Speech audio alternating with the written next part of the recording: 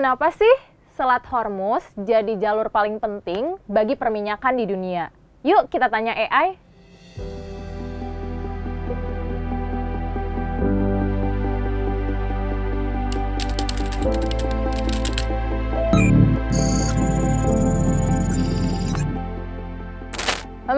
Bener nggak ya jawaban AI? Kita bahas ya satu-satu. Poin 1.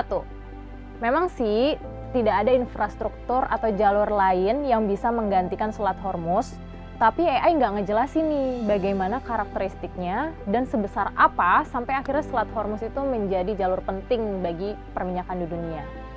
Nah, tercatat dalam US Energy Administration of Information bahwa setiap harinya yang melewati jalur Selat Hormuz itu sekitar 20 juta barel minyak per hari, bahkan 20% perminyakan di dunia.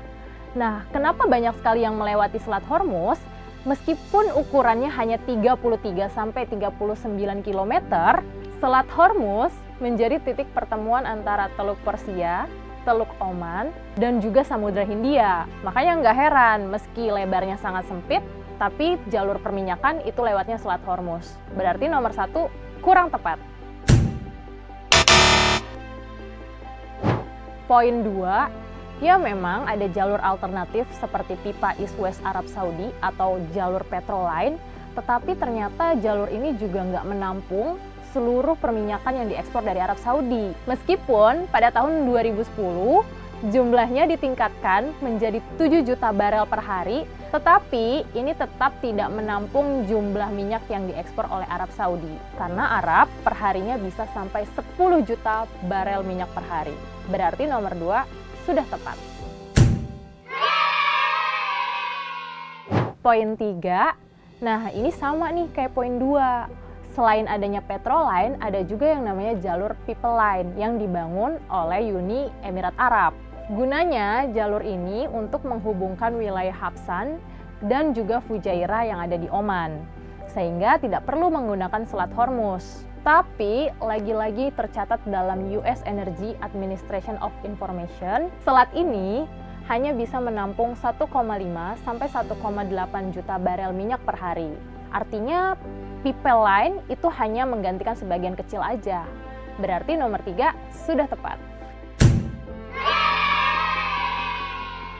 Nah, ada juga nih jalur yang dinamakan pipa Kirkuk-Ceyhan.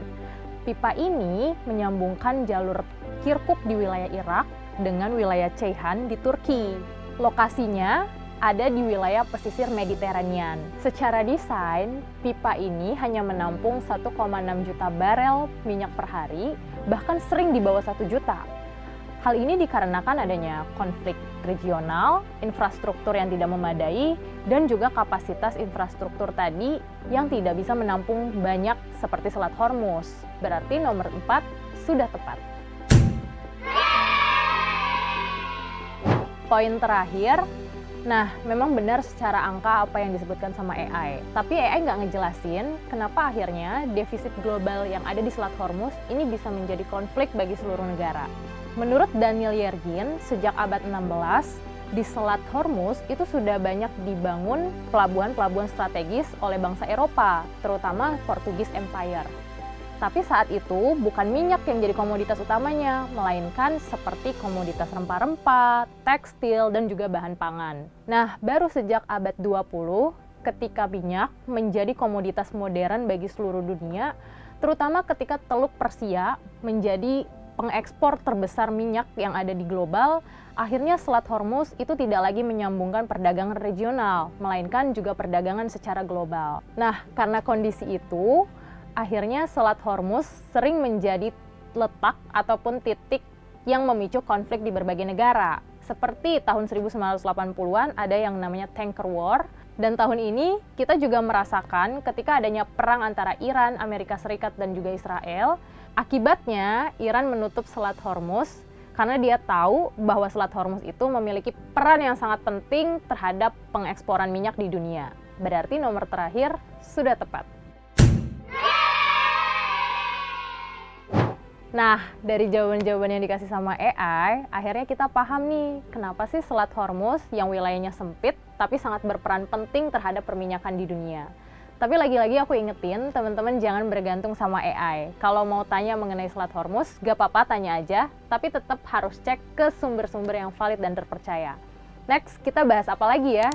Jangan lupa subscribe, like, komen, dan share sebanyak-banyaknya. Dadah!